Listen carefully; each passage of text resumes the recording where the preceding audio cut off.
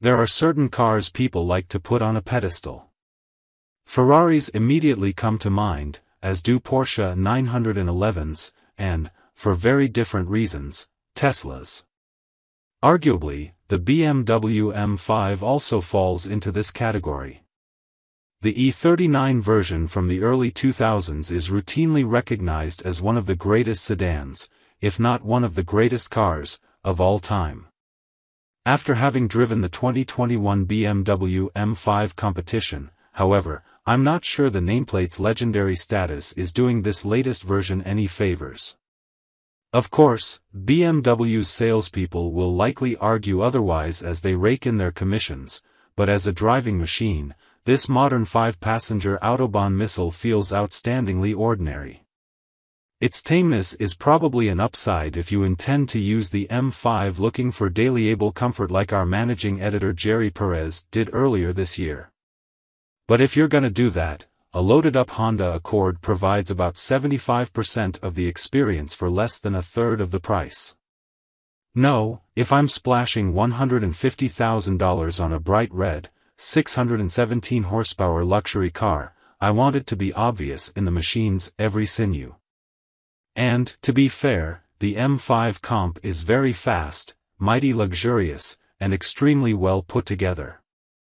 But as a driver's car, just isn't quite as epic as its reputation may suggest. 2021 BMW M5 competition, by the numbers. Base price, as tested $122,000 CAD asterisk, $152,730 Canadian dollars. Powertrain, 4.4-liter twin-turbo V8 8-speed automatic transmission all-wheel drive. Horsepower, 617 at 6,000 RPM.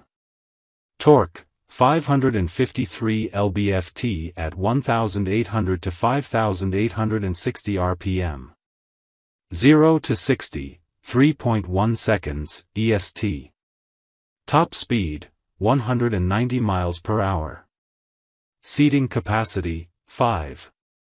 Cargo volume, 14 cubic feet. Curb weight, 4,345 pounds. EPA fuel economy, 15 miles per gallon city 21 highway 17 combined. Quick take, an extremely quick, extremely luxurious, and, equipped with the optional exhaust, extremely loud sedan, but not much else. Asterisk all prices in Canadian dollars unless otherwise noted. Now in its 7th generation, the BMW 5 Series is the luxury brand's midsize sedan. The go-to choice for the guy or gal who has grown up and out of their Junior Associate 3 Series but doesn't have quite enough coin or clout yet to go for the Big Boss 7. The 600 horsepower M5, of course, is the high-performance variant, while this 617 horsepower M5 competition you see here is the even higher performing variant of that and, I suspect, the one most people actually get and are interested in, bar the even harder core, limited-run M5 CS.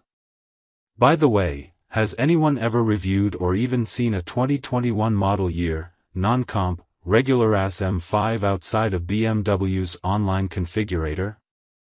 I'm not even sure that car actually exists.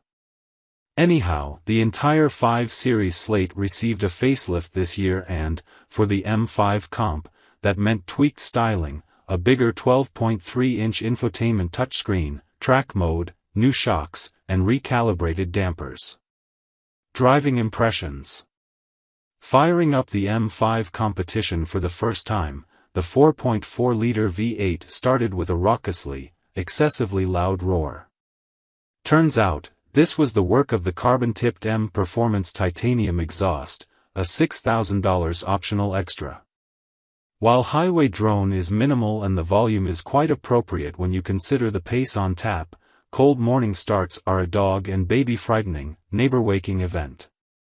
At speed, the V8 sounds throaty with an aggressive crackle that brings to mind a phlegm-congested dragon. It's definitely shouty and lets people know you've arrived. But the sound of BMW's V8s have never really been as melodic or evocative as, say, the 8 cylinders associated with names like Shelby, AMG, Ferrari, Hellcat, Jaguar, or even Lexus. Some of those cars are worth having for the sound alone. I just can't say the same for this M5's titanium magnified voice. Sound aside, the M5 comp is, to use a technical term, really fucking fast. Both grip and acceleration are several magnitudes higher than any reasonable person would ever need on the street, but steering is precise but not especially more feelsome or engaging as any other regular sedan. The brake pedal feels similarly everyday to the foot but, of course, is connected to a set of M-compound stoppers strong enough to launch its driver through the windshield GTA style if bolted onto a Miata.